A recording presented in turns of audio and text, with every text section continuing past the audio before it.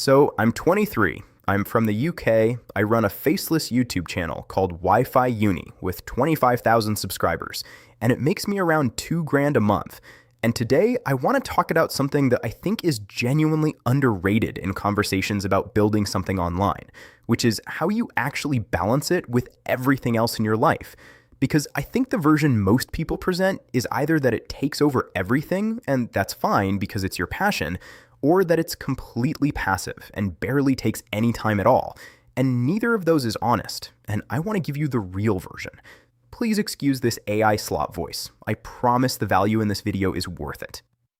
And I want to start by saying that balance is probably the wrong word, actually. Like, balance implies some perfectly calibrated split between different things, and that's not really what I experience. It's more like